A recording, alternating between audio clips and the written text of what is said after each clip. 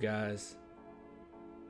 Oh, guys, we got a really good topic to go over. I'm not gonna lie to you. I love this topic. Okay, is this the last topic? I think this is the last topic. All right, guys. Okay, we're just gonna dive straight into it. Look at this.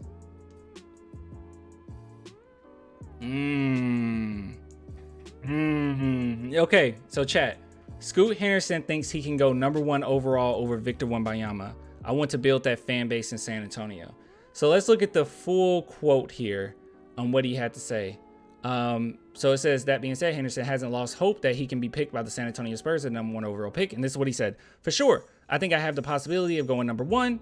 Moving on, and I believe in myself like any competitor should. I just always go back to my mentality and the work. I can't wait to go back home and work hard just to get ready for the upcoming season, regardless of where I go. As a competitor, I want to go #1, and I want to build that fan base in San Antonio. But wherever I go, I'm going to bring that winning mentality. All right, so there are a few things to talk about here. Okay, here's a few things to talk about. Somebody got to tell the man the bad news. No, guys. It might be some good news here. All right, so we already know that the San Antonio Spurs are trying to trade up. Now, we already talked about this in another segment or whatever about how they could potentially get Case and Wallace or whatnot. You know, that's a possibility. I brought up Anthony Black because, you know, I like Anthony Black. He's okay. But Scoot Henderson, I think that this should be a discussion. And you want to know why? Well, if you really think about it, the Charlotte Hornets, there's a possibility that they would miss out on him, that they would go after Brandon Miller. Like, a possibility's there. You already have LaMelo Ball. Would you want to go ahead and add on another guard, a shorter guard? Would it be worth it? Me personally, I think you do it, but yeah, it's a possibility that they don't. And they go ahead and take Brandon Miller, okay? So that's a possibility. Number 2, we already know the Trailblazers are going to trade their pick. Regardless, they are going to trade their pick. Now, what they're wanting right now is they want go-to talent. Like, that's what they want. It's been noted that they want Mikhail Bridges, which more than likely not going to happen because the Nets are not going to give him up. And there's nothing that's really appealing enough for them to even make the deal. So right now, as it stands, most people are coming out saying, no. And it's even in this article as well. No. More than likely, the Nets aren't going to let go of Mikhail Bridges. Okay, so that's a no. Who else are they interested in? Well, they're also interested in DeAndre Ayton. So there's a possibility there. Now, let me tell you this. It's going to have to be a 3-team trade. Okay, so they're looking forward to trying to get DeAndre Ayton. We already know that the Suns, things have not worked out. Okay. Things have not worked out to try to get DeAndre Ayton being on the Suns hasn't been great. I don't really understand why the Blazers want him. A lot of just not trying, not a lot of hustle from his part. But hey, it's been rumored that they are interested in him. So how would that work? Well, if you look at the Phoenix Suns and their future picks, they have almost none. So if you think of it in this regard, you have your boy Devin Booker basically locked in up to 2028. Like, he is a Sun, okay? Like, he's gonna be a Phoenix Sun. You got him locked in. He signed that 5-year deal. You got him. All right, you got him, okay? So you can keep him. But then if you look at the team right now, well, Chris Paul can't stay healthy. DeAndre Ayton's not working out. Is it a possibility for the Suns to say, hey, let's just take a season? Because it'll be very similar to what happened with the San Antonio Spurs, right? Like, if you think about Spurs, what happened? We already had an established team in the 90s, and then we had one year of just tanking with, Rodman being hurt, and not Rodman, I'm sorry, David Robinson being hurt, and then we got our guy, rest is history.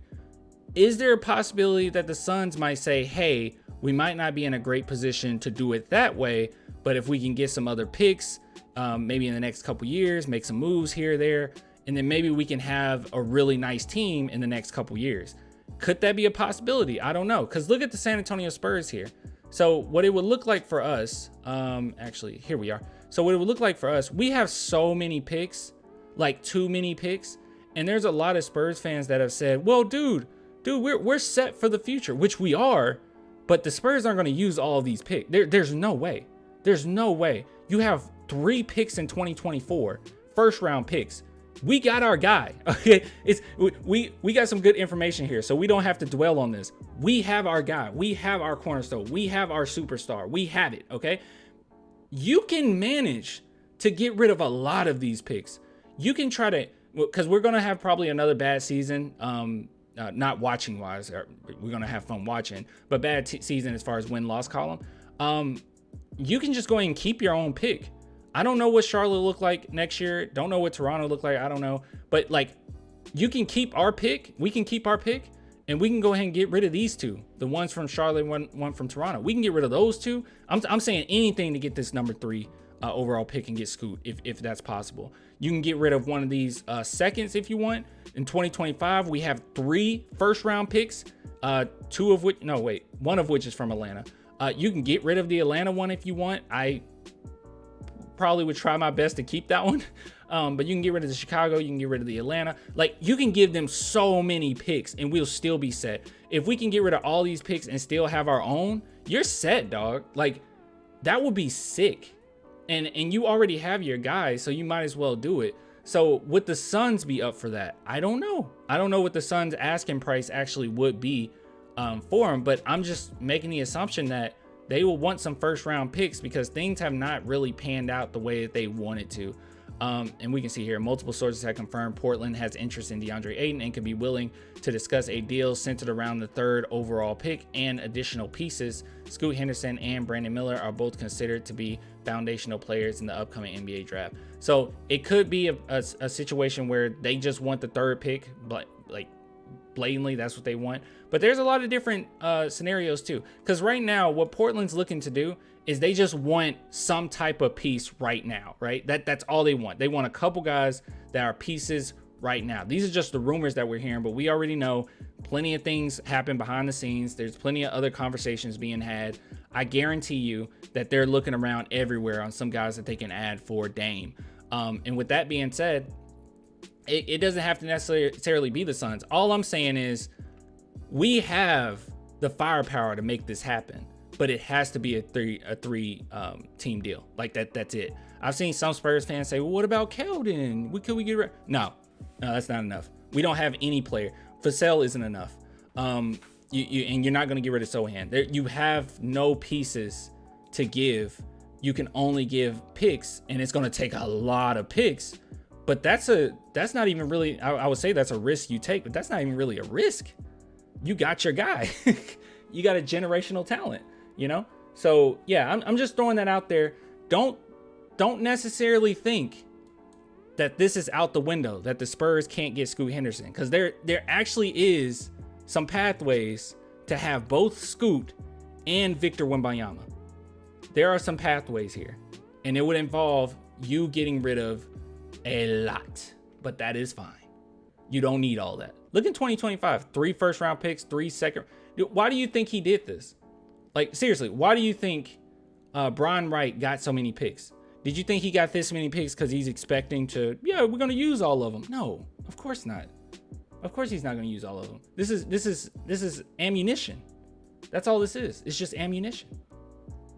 Same thing with the cap space. It's ammunition for when you need it. But yeah, could they do exist? What do you mean? Could they both exist in the? Yes. A lot of times, yeah, they can. A lot of times with Scoot Henderson, when people think about Scoot, they're like, oh yeah, the high flyer.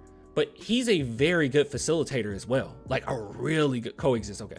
Yeah, he's a very good facilitator as well. Like really good.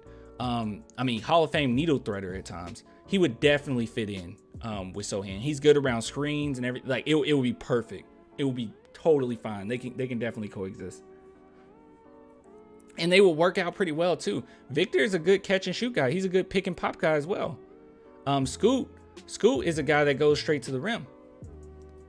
Scoot is an alpha who gets the final shot. You don't think about all that, dude. Don't buy into that narrative. Who gets the final shot? Do not buy into that narrative. Okay.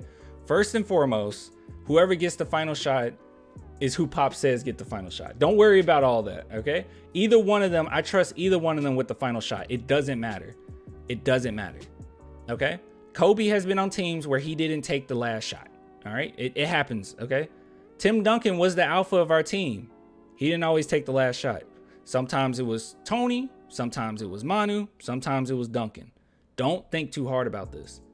That's a good problem to have. When you say you have two great players, who takes the shot? That's a good problem to have. Don't worry about it. Scoot is better than Trey Jones in every no, Scoot is elite. There's level. He is 50 levels better than what we have at the point guard position right now. Like 50 times, okay? But that's a good problem to have. And the Spurs better not come in here thinking, well, I mean, but if we get Scoot Henderson, who's going to take the last shot? No. It does not matter. Who cares? Nobody cares. It's all good. That's a good problem. Let me look at chat for a minute.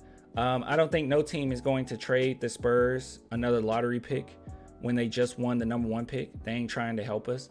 See, that's another thing I was thinking. I was like, team's going to be really reluctant. But that's the thing. You got to make it worthwhile, you know? It has to be worth it for the Trailblazers. They have to get at least 1 or 2 cornerstone pieces for Dame, or really good talent right now for Dame.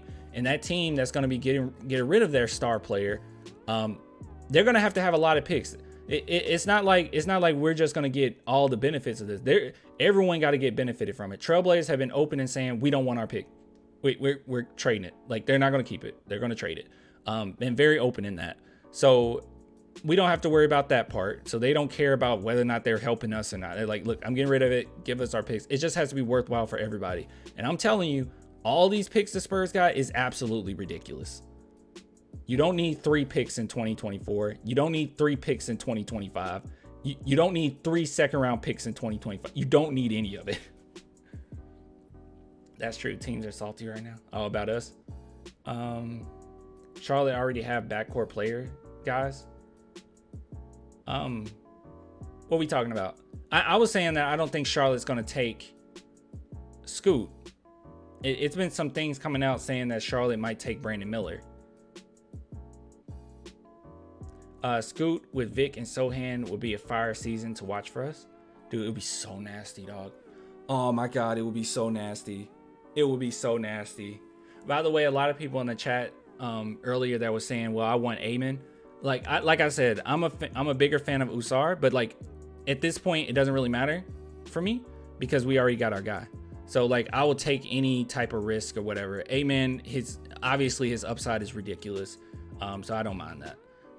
But in a way, isn't he kind of like, he's better, obviously much better, but isn't he kind of like a Blake Wesley a little bit as far as like being more of a project player that's a little rough around the edges at times? I mean, he's a way better facilitator, playmaker, obviously. Okay. And even though Blake Wesley has a fire first step, I think Amen has a better first step, but I don't know, just throwing that out there. I think the Spurs are doing what they do, trying to make folks think they want a certain player, but it's someone off the grid. It's going to be a Kawhi-like draft day trade. It's going to be something, bro. They're going to try to trade up. And they have the ammunition to do so. That's all I'm saying.